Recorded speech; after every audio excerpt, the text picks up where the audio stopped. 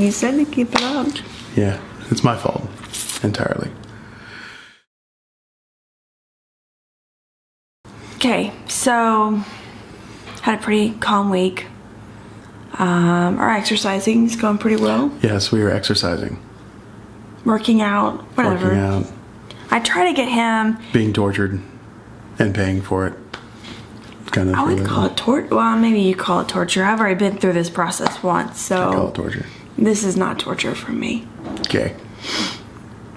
Anyways, we took the baby for a walk around the neighborhood. And we did not have our camera because we were focused.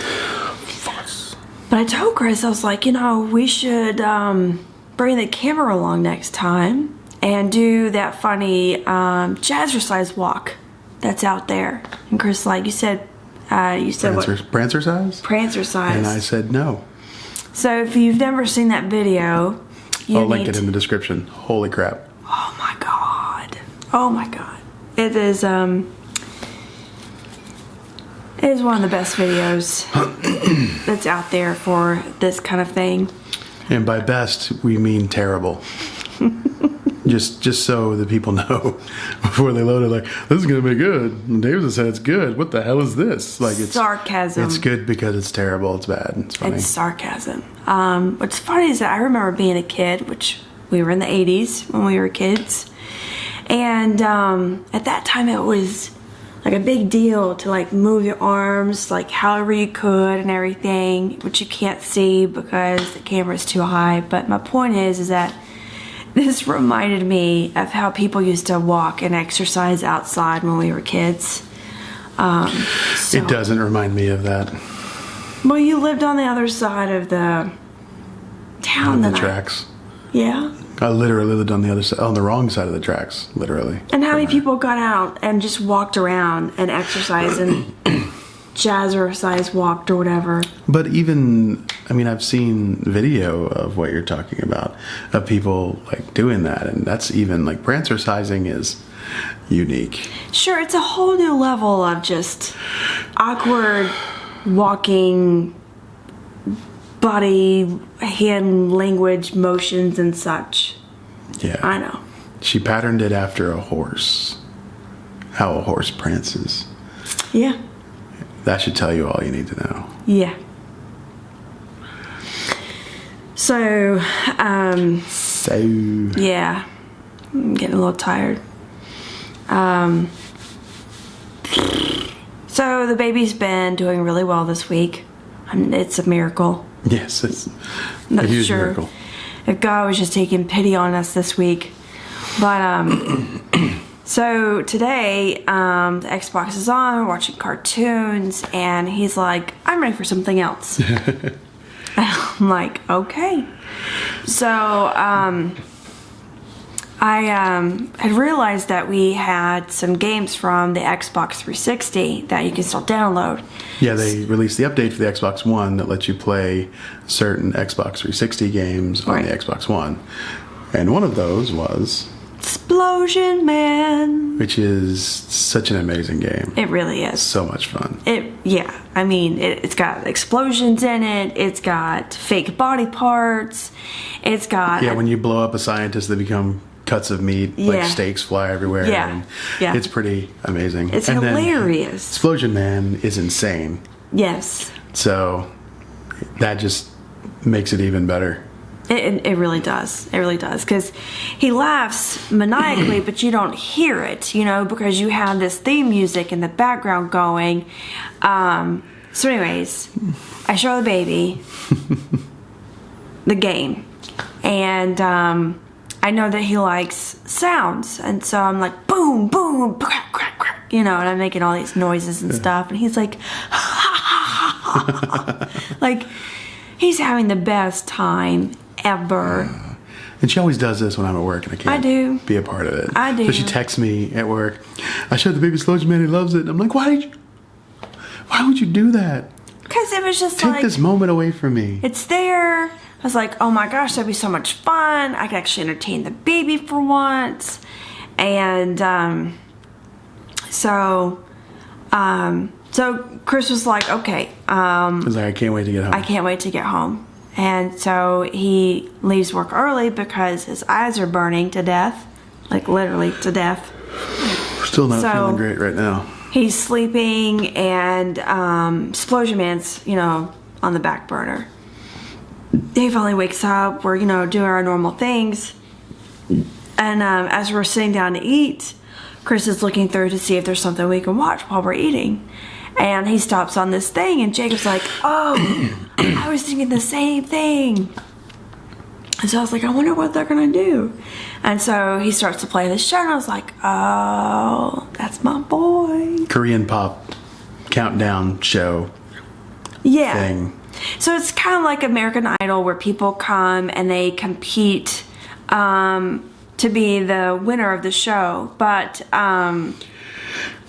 they're all already recognized musicians. So unlike American Idol or whatever, you're a star, an amateur wanting to become a star. These are people who are already in the music industry, and they have singles and albums out. And so it's basically a countdown to who's the number one artist for that week. Right. And they have all of these groups come on and perform, which is a way for more people to get into their music and all of that. So it's a cool format. And it really is. I think it's a great way to do more advertisement for yourself and to show your talent and to grow your fan base and things like that.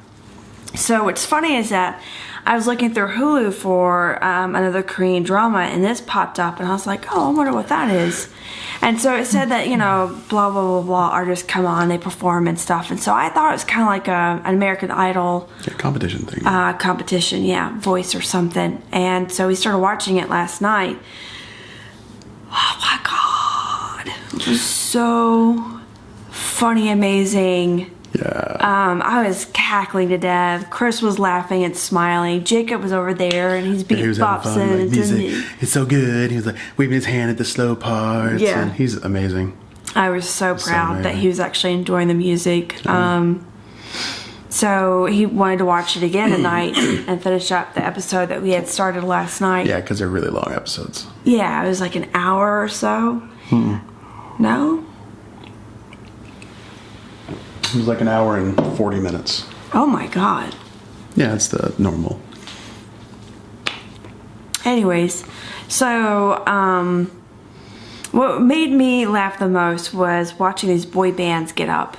And I'm not a huge person in music culture, but from what I can tell, South Korea is one of the few countries left that have like huge boy band like things, like that's their thing. But it's different because they're idol groups. Yes. And that's Japan and Korea are both still big with that. And it's a boy group. It's a boy band because they're all male. But they're like movie stars. They're not like musicians. Correct. They just happen to sing, and most of them are in shows and stuff. That's what they do. The place. fans there love the idols so much that they want to see them on a TV show. And so we, probably about a week or two ago, started watching a Korean show called EXO. And EXO Next Door. There you go. And so EXO is a band over there, an idol group, whatever. They sing, and the show is basically a girl living next door to the band. Well, they move in next door, right, to her house. Yes. Okay. If you want to be very specific, it's the plot of the show is that they move in for like 6 months. Blah blah. Wanting to get things correct. Right there that you can see. Yeah, I see everything now. Anyways, it was super funny. There's other shows that I've watched without Chris just because they're, I just didn't think he would like them. And so, and that's another thing, like the lead singer of a group will come on and be in this show. So, anyways, we're watching last night, and the first group that comes on is a boy group. And they're the ones that actually hosted. Yes, that's exactly right. That's right. They performed to open the show, and then two members of their group hosted through the rest of the show. Yes. And it's so funny because the whole crowd is girls. Yeah. Like, I don't think I spotted one guy in all different ages. Yes. I saw someone like in their 30s. Yes. And these are like 17-year-old boys up there gyrating. Yeah. It was a little off-putting. But it was so funny because the girls are screaming the lyrics while they're singing, intermittently screaming, ah, you know, for the band members and stuff like that. And so one thing that you'll notice is that whether you're a boy band or a girl band in South Korea, there's always a rapper. Like, well, and this show is from 2012. It might have. I know. It's been a couple years. We went back to the first one and we're watching them forward, but it might be different now. You're right. At that time, it was just like you had to have a member that rapped. And so they're singing, and all of a sudden this guy comes out with a low voice, not as low as his, but still low because he's like 16. And he's like rapping and everything like that. I was like, oh my God, Chris, that's you in the Korean version. And it was crazy too because all of especially the boy bands in Korea, they all have super high voices. Like someone kicked them in the nads. Yeah. Like none of them have low voices. Yeah. And so you just get used to all of them sounding like girls basically. Mm-hmm. And so he comes out and he's all like, I have a regular male voice. And you're like, what in the world is...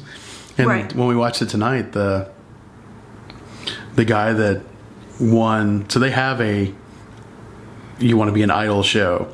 So they have an American Idol show there, Korean Idol or whatever. Yeah. The next K-pop stars, I think is what they call it, next K-star. Yes. And so the guy that won that performed on this show.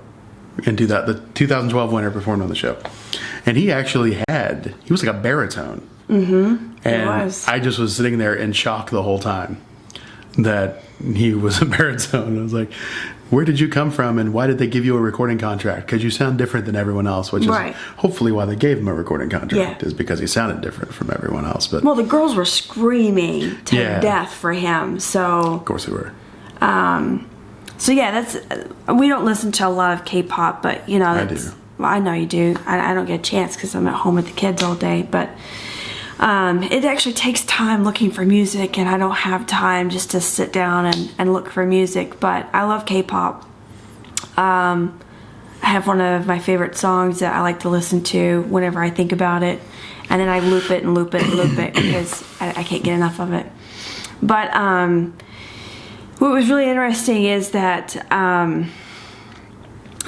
there's not a huge diversity in the music scene from that time. You know, at 2012, it was like you were either singing love ballads or you were, you know, doing, you know, K-pop, hip-hop kind of, you know, being as sexy as you can in Korea. Oh my gosh. Which is always very funny. So funny because they have to wear clothing. Like they're a type of culture that you don't display too much skin. They're still conservative in many ways. Yes. And so one of the it wasn't a girl band. It was a girl singer and a boy singer. Oh, yeah. And she had like Daisy Dukes on. Yeah, she had short shorts on. She had Daisy Dukes on. And boots. And boots. And then she had kind of like a shirt, like a long sleeve plaid shirt. A shirt. I was trying to be very specific. Flannel shirt? It was a long sleeve shirt. And they had it tied around the waist to where the back of the shirt would cover the booty.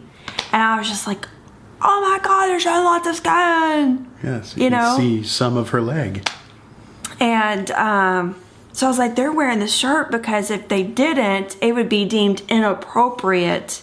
Yeah, and the way they skate that is just, because there was an all-girl idol group that was on, and they were wearing clothes that it's so funny the things that they choose to cover up and the things they choose not to cover up. It was just very interesting. And like we've been seeing that as we watch more and more TV and cinema from over there, that the things they decide are appropriate and the things they decide are inappropriate just don't make sense to a Western mindset where we're much more kind of open about all of that stuff. And it's super interesting because the show I just finished watching, the girls who had money always wore very tight clothing. not like in a horrible way, not like a hooker dress or something like that, but they're just so, okay, so women in general in Korea are slim, and especially on TV. Everyone in Korea is slim. I'm sure most of them are.